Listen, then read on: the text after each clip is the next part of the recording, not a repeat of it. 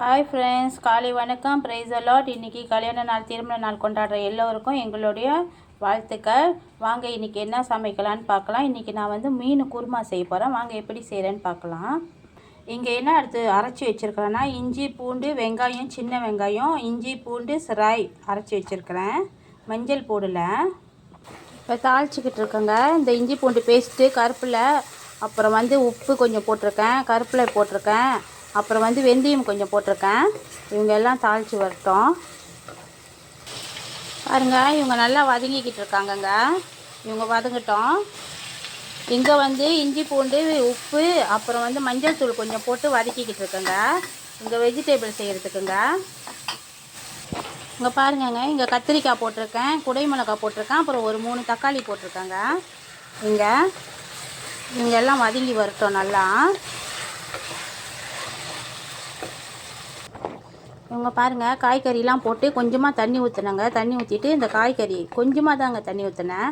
இந்த காய்கறி எல்லாம் இவங்க எல்லாம் வெந்து வரட்டும். இங்கே வந்து நம்ம வந்து காலிஃப்ளவர் போட்டோம்ல, இவங்க எல்லாமே கொஞ்சம் தண்ணி ஊற்றி வேக வைக்கிறேங்க. நல்லா வெந்து வரட்டும் இவங்களும். பாருங்கள், அடுப்பு கொஞ்சம் வேகமாக வச்சுட்டு 3 கரண்டி வந்து இந்த கரண்டியில் 3 கரண்டி வந்து குருமாத்தூள் போட்டிருக்கேங்க.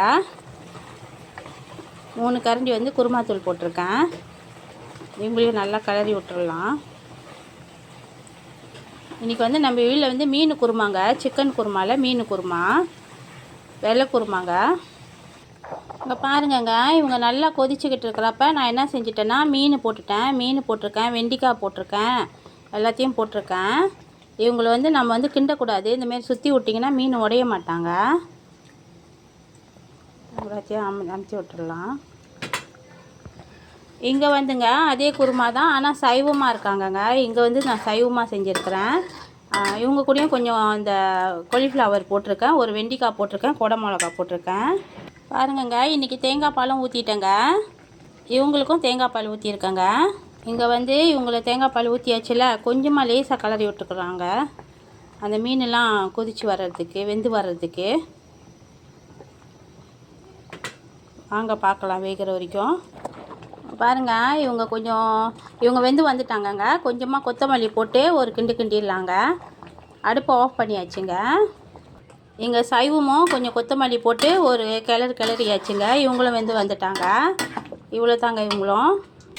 பாருங்கங்க, இங்கே வந்து மீன் பொரிச்சிக்கிட்டு இருக்கேங்க. அயில மீனும் சினாங்கி மீனும் பொரிச்சிக்கிட்டு இருக்கிறேன். இங்கே வந்து இஞ்சி பூண்டு பேஸ்ட்டு போட்டு வறுத்துக்கிட்டு இருக்கிறேங்க. இங்கே பாருங்கள், இந்த வெஜிடபிள் பேர் எனக்கு என்னதுன்னு தெரியாது, தெரிஞ்சால் காமெண்டில் சொல்லுங்கள். ஆனால் என் மகளுக்கு ரொம்ப பிடிக்கும். இந்த வெஜிடபிள் வந்து எங்கள் இடத்துக்கு வந்து எங்கள் ஊருக்கு வந்து எப்போயாவது ஒரு நாளைக்கு தான் வருவாங்க, மார்க்கெட்டில் இருப்பாங்க. அப்போ இருக்கும் போதே நான் இவங்களை வாங்கிடுவேன். என் மகளுக்கு ரொம்ப பிடிக்கும் இவங்களை. பாருங்கங்க, இன்றைக்கி இவ்வளோ தான் நம்ம வீட்டில் சமையலுங்க.